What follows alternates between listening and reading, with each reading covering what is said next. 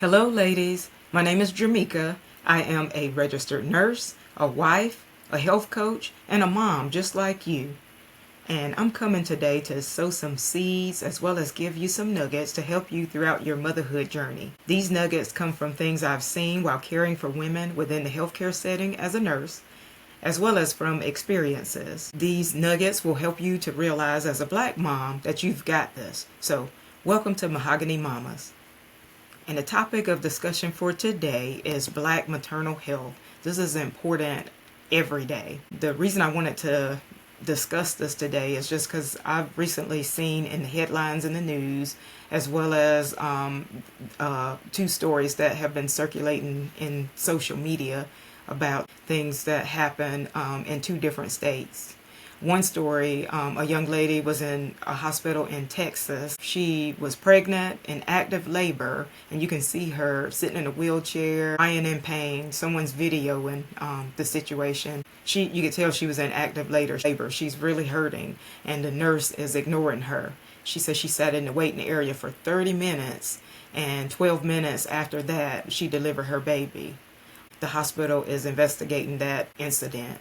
And then in a hospital in Indiana, a couple went to the hospital. The wife was in active labor and she was sent home. Someone is videotaping her as well, but she's on a stretcher. You could tell she was in active labor, trying to breathe through the contractions, tears rolling down her face, but she's being pushed out on the stretcher to the front of the hospital.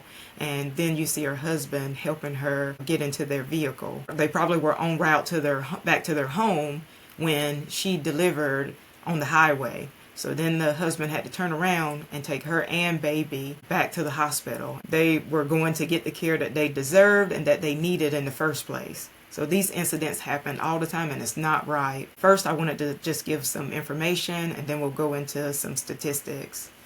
Black women in the United States disproportionately experience adverse pregnancy outcomes, including maternal mortality, in comparison to women of other racial or ethnic groups. Regardless of socioeconomic status, black women are 3 to 4 times, I'll say that again, 3 to 4 times more likely to die from a pregnancy-related cause than white women. Research has shown that maternal mortality increased by 33% at the start of the pandemic, and late maternal deaths increased by 41%. A late maternal death is a death that occurred more than 42 days but less than 1 year after a woman gave birth. However, the percentage of maternal deaths was even higher among Black and Hispanic women during the early part of the pandemic period. Okay, and now we'll look at some statistics.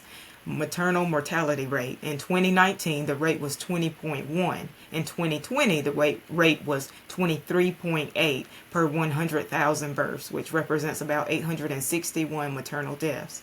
Black maternal mortality rates, on the other hand. For Black women, the rate is about 55.3 per 100,000 live births, representing an estimated 1,800 maternal deaths, the highest among any racial group, and this number has continued to increase over the last few years. 1 in 6 women experience mistreatment by healthcare providers during the process of giving birth.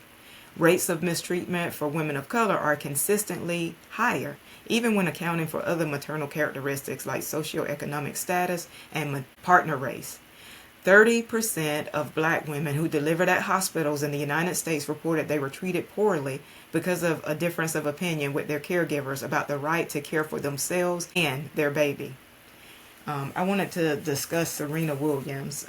Everyone knows Serena. She is a retired tennis player, a wife, a mom of 2 girls, but she had a history of having a blood clot in 2010. And in 2017, after she had her first daughter, she had concerns about having another clot. So she asked about being started on a heparin drip, and that's a medication by IV to help with that clot issue, and she was brushed off. She started to have a cough, and she ended up having to have more surgeries because of blood collecting in her abdomen. She had a clot in her artery and other clots. She said when she was in the hospital that her parents and her in-laws were in her hospital room and she didn't want to concern anybody. So she stepped outside the room and spoke with her nurse. And she asked the nurse, told the nurse that she needed a CAT scan of her lungs and a heparin drip.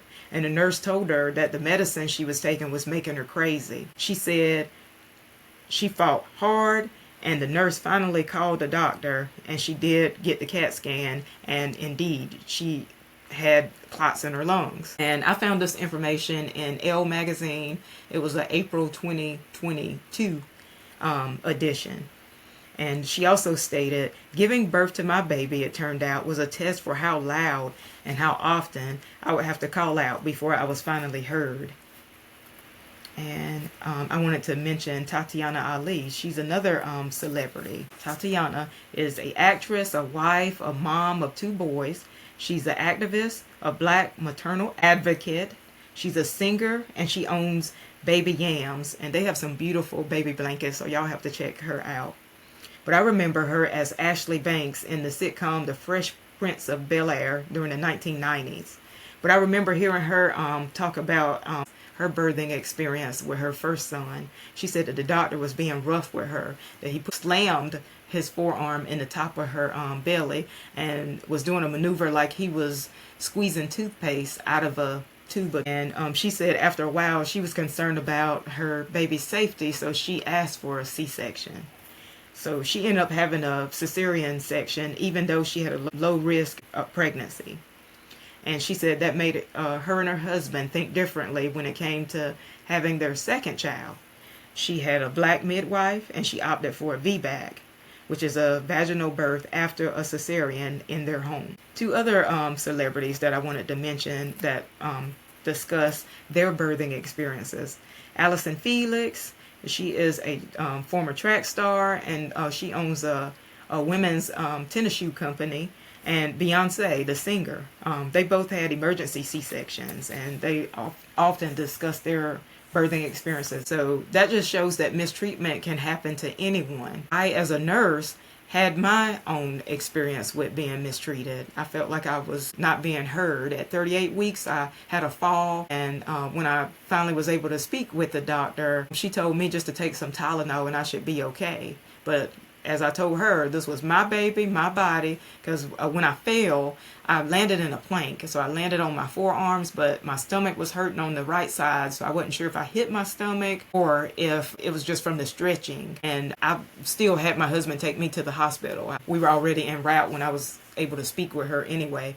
But the nurse even told me when I got there that it's better to be safe than sorry. It's good to get checked out, just because everything worked out and everybody checked out good, me and baby, thankfully. And then the next week I had another run-in with that same doctor. But when I called and told that I was having contractions, how far apart they were, she told me to drink 2 tall glasses of water and lay on my side to make them go away. But I told her I was 39 weeks. I am due. It ain't no stopping these contractions. And I knew they were different than the Braxton Hicks startup contractions.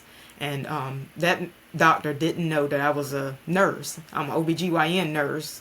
And so I know that when the nurses and labor and delivery nurses, as well as the doctors, tell you to drink 2 tall glasses of water, is because they think you're dehydrated. I know that when you're dehydrated, you can have some contractions, but that wasn't the case with me.